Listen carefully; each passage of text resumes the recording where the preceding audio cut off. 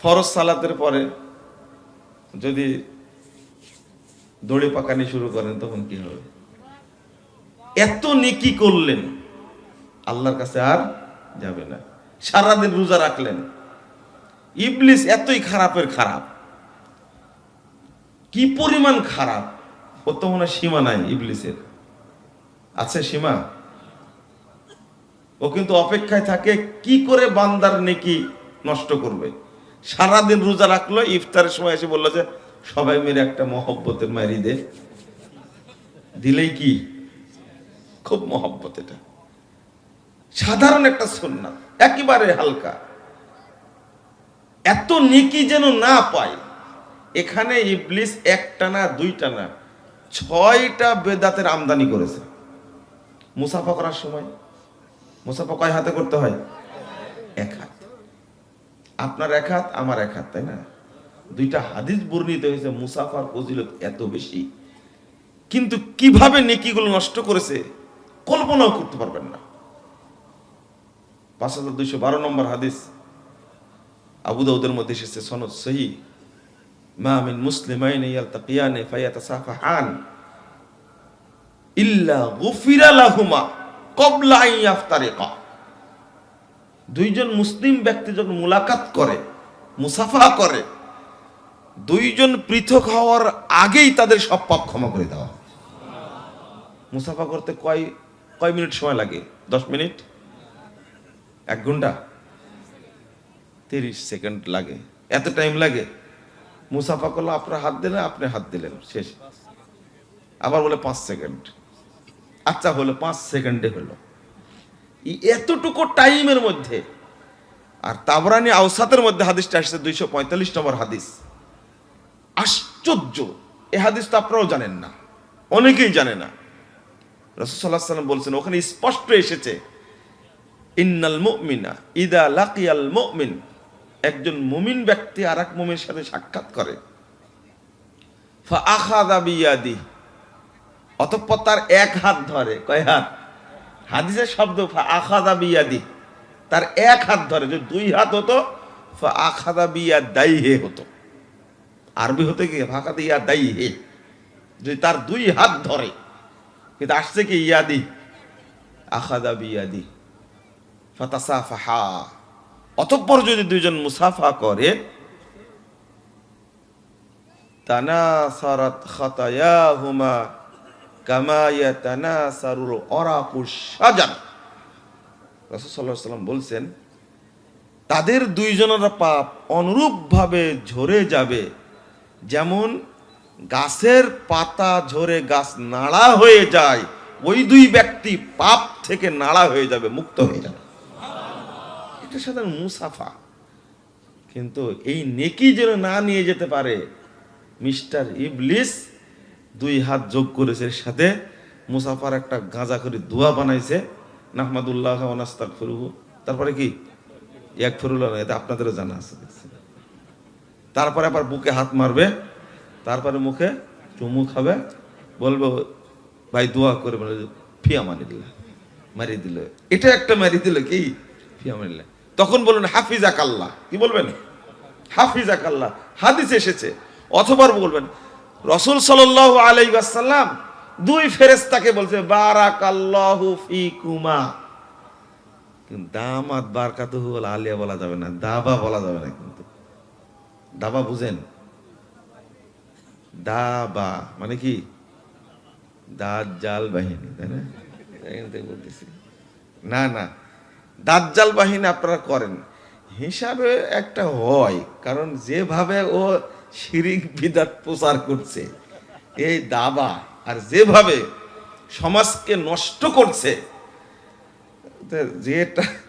যেটা অনুবাদ করেছে দাবা মানে দাজ্জাল বাহিনী, খুব একটা খারাপ করে না, কিন্তু এর অর্থ হলো দামাত বারাকাতুহুমুল আলিয়া, এটা বলে থাকে তাই।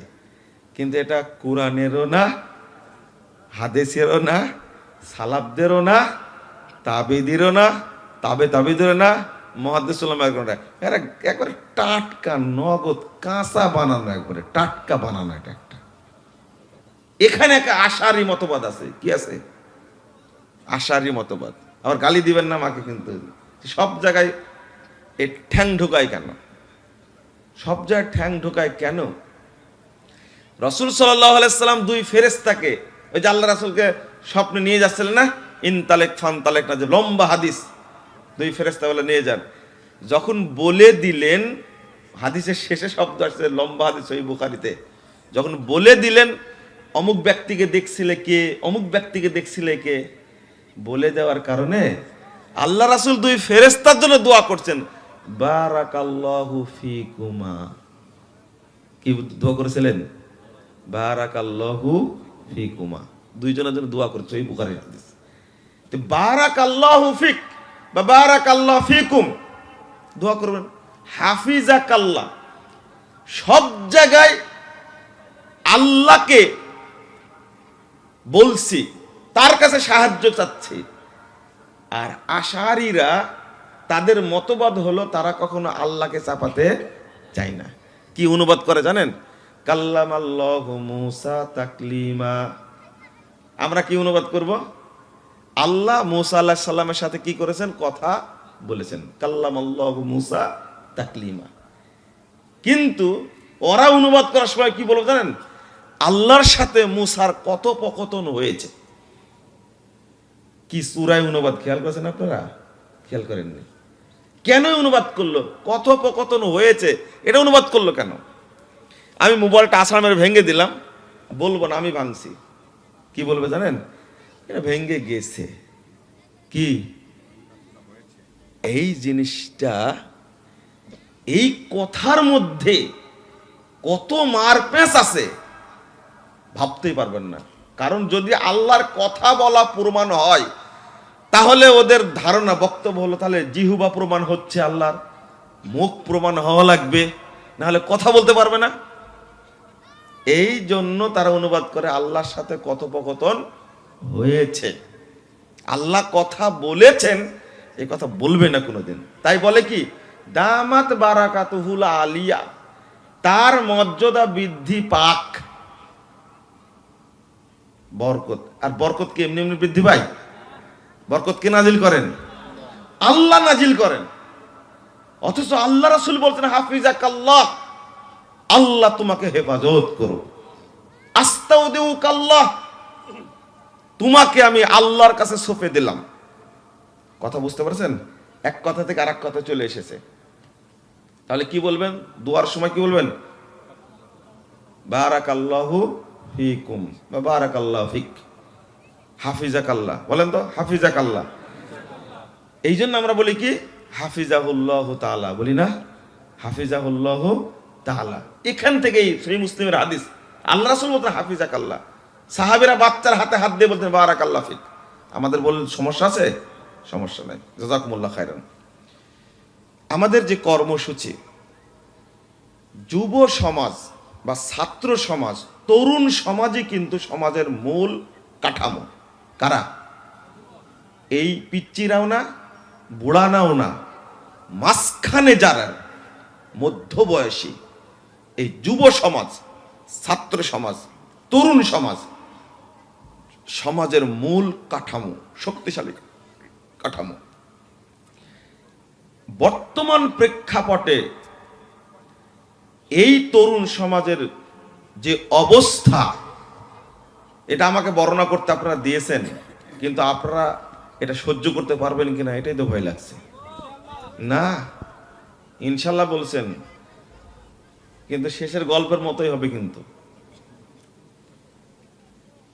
শেখ যে গল্প শোনা গেল না, কি বলবনি তো, কিন্তু আপনাদের অবস্থা কেমন হবে? কারণ বর্তমান প্রজন্ম যেভাবে চলছে, 10টা বছর পরে এই সমাজ আরো কত রসাতলে যাবে আপনি ভাবতেই পারবেন না। কারণ যেগুলো বাচ্চা কাচ্চা হচ্ছে, এই বাচ্চা কাচ্চাগুলো কিন্তু সব বিয়ের বহু আগের। কি ঠিক বলতেছে? আমি ঠিক ভোট চাচ্ছি না তো আপনাদের কাছে। এই বাচ্চা কাচ্চা হচ্ছে কি ভোট মানে কিসের আগে? বিয়ের আগেই হয়ে যাচ্ছে। মানে 5 বছর গার্লফ্রেন্ড আর বয়ফ্রেন্ড, তাই না? যখন দেখছে পেটে বাচ্চা চলে এসেছে, তখন বাপ মা বলে যে একটা বিয়ের আপাতত অনুষ্ঠান করে নি। কথা বুঝতে পারলেন? তো বিয়ের পরে আজকে মাসালাটা জেনে নেন। যদিও হানাফি মাযহাব এটা জায়েজ, কিন্তু হাদিসের অনুকূলে এটা জায়েজ না। যদি বাচ্চা বেঁধে যায়, পেটে আসা না বলে বলে যদি বাচ্চা বেঁধে যায় মনে করেন, কারণ এই লুচ্চাপুনা করে যদি বাচ্চা আসে, তো একে গর্ভবতী বলবেন কি করে আপনারা? এমনি বেঁধে গেছে, তাই না? এই কথা বলেন আপনারা। নাউজুবিল্লাহ, আস্তাগফিরুল্লাহ। এই ছেলের সাথে বিয়ে দেওয়া যাবে? এটা তো নর্মাল ফতোয়া জেনে গেছেন আপনারা, তো বিয়ে দিয়ে দেন, তাই না? কিন্তু ফতোয়াটা ঘাটাঘাটি করে দেখছি যে প্রথম কথা হলো কয় লাঠি মারা লাগবে? 100। আরো বাড়ান, সমস্যা নেই। 80 থেকে 100, 100 থেকে 120, আরো বাড়াবেন নাকি? আচ্ছা, একে আগে তওবা করতে হবে। যদি বিয়ে দিতে চাওয়া হয়, এখন বিয়ে দেই, তারপরে মেয়ের জন্য শর্ত হলো গর্ভবতী হয়েছে, বাচ্চা পাড়া লাগবে আগে। কথা বুঝতে পারেন? তারপরে তওবা, তারপরে কি? বিয়ে। কিন্তু হানাফি মাযহাবে একটা বক্তব্য আছে, সাথে সাথে বিয়ে দেওয়া যাবে, কিন্তু একটা মাযহাবের বক্তব্য। কিন্তু শরীয়তের বক্তব্য যেটা কি, আগে ওটা গর্ভপাত হতে হবে, তারপরে তওবা তাল্লি করে তারপরে কি? বিয়ে। বিয়ে দিতে হবে, বিয়ে দেওয়া যাবে, সমস্যা নাই। কিন্তু শর্ত এই দুইটা। শর্ত হলো তওবা, আর আরেকটা কি? বাচ্চাকে হতে হবে, তারপরে বিয়ে হবে।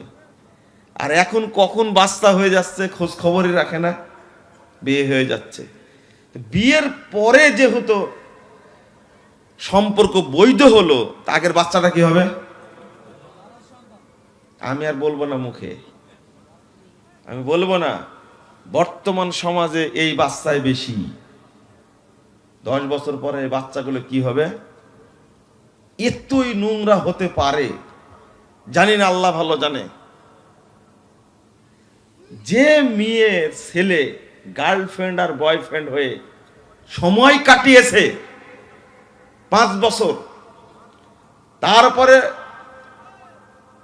আকদের অনুষ্ঠান না, তারপরে হলো গায়ে হলুদের অনুষ্ঠান, তাই না? এই সব সংস্কৃতি আসছে এই বিধর্মীদের থেকে, এই সংস্কৃতিগুলো চলে আসছে। আমি বলছি না, এমনি বলে দিচ্ছি। একটা মানে আমার বক্তব্য যদি শুনে তারা সবাই মনে করবে যে কেমনে জানলো, আমি কোনোভাবে জেনে নিয়েছি। একটা বিয়ে হলো, সেই বিয়েতে